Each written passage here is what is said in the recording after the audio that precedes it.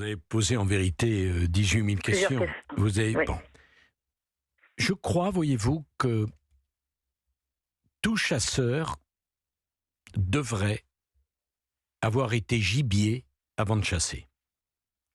Que tout winner, que tout gagneur devrait avant avoir été un loser ou avoir perdu.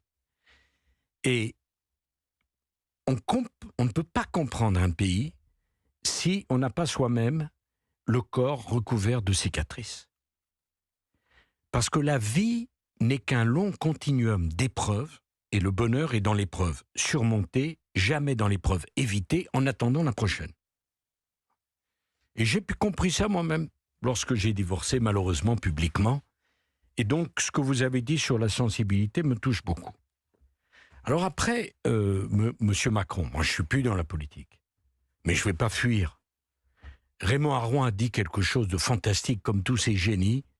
En une phrase, il résume tout. La politique, disait-il, c'est le choix entre le préférable et le détestable. C'est pas le choix entre le bien et le mal, entre le génial et le minable. C'est le choix entre le préférable et le détestable. Moi, j'ai choisi, et je l'ai assumé. Et si c'était à refaire, je le referais. Emmanuel Macron. Parce que je ne voulais pas de Marine Le Pen, et parce que je ne voulais pas de M. Mélenchon. Donc c'est le préférable. Exactement. Ça ne veut pas dire préférable à Valérie que Pécresse. je suis... Non mais déjà, Pascal Praud, ne le répétez pas. Mais pour voter au deuxième tour, il faut être qualifié pour le deuxième tour. Bon, hein, quand vous arrêtez à la première étape, c'est difficile de remporter le Tour de France. Bon, donc le problème, c'est même pas posé. Et ne soyons pas cruels. Parfois, la barre est trop haute. Mais moi, j'ai fait ce choix-là, pas parce que j'étais d'accord surtout avec lui, pas parce que je comprends tout de lui, mais parce que j'ai pensé qu'en tant qu'ancien président de la République, mon devoir, vous m'entendez Véronique, mon devoir, c'était de faire le choix qui était le choix le meilleur possible dans le climat politique qui était celui-ci, et donc je ne le regrette pas. Bon, la question de Véronique, c'est non-assistance à un peuple en danger. Mais la vérité, Véronique, c'est que c'est l'ensemble de l'Occident qui a dominé le monde pendant des siècles et qui se trouve aujourd'hui dominé. La nouvelle la plus préoccupante ces dernières semaines, c'est la réunion de ce qu'on appelle les BRICS, sans nous. Moi, en 2007, quand je fais le premier G8 ou G7, G8 à l'époque, hein, les BRICS, c'est-à-dire Chine, Afrique du Sud, Inde, Russie, nous rejoignent pour la dernière journée. Maintenant, Véronique, ils se réunissent sans nous.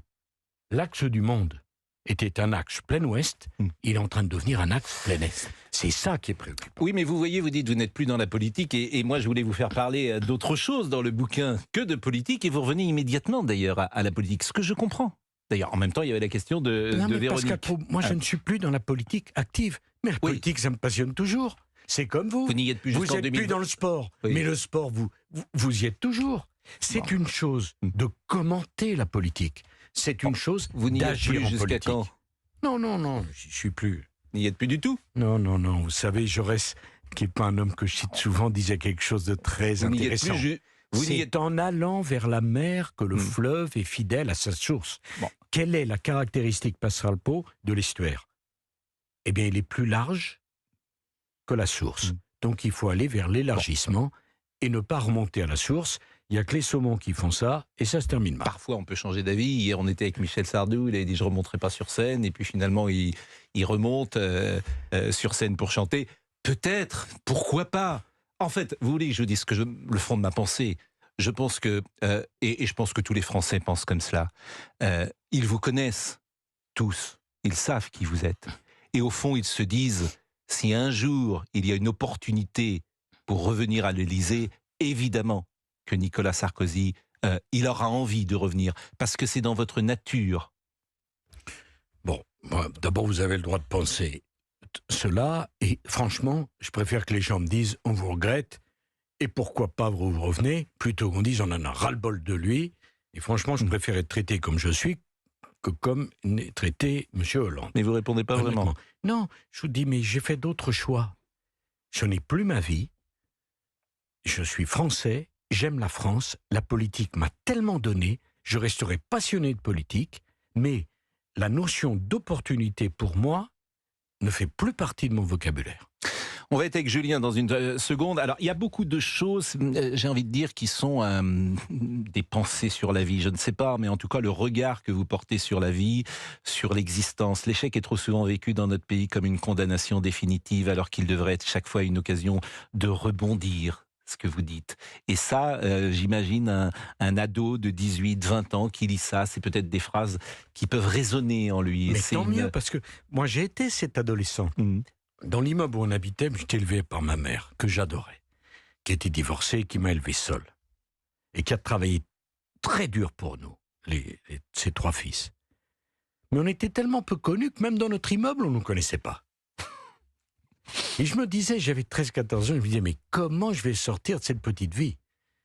Je voulais pas m'ennuyer, j'avais peur de m'ennuyer. Je rêvais d'un destin immense. Et je l'ai payé cher.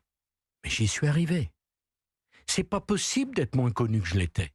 Le premier meeting auquel je participe, c'était pour Chaban-Delmas à Boulogne en 1974. Pascal Pro, il me laisse même pas rentrer dans la salle. Et ce soir-là, j'ai serré les poings, je me dis un jour, c'est moi qui serai sur scène. Si moi je l'ai fait, d'autres peuvent le faire.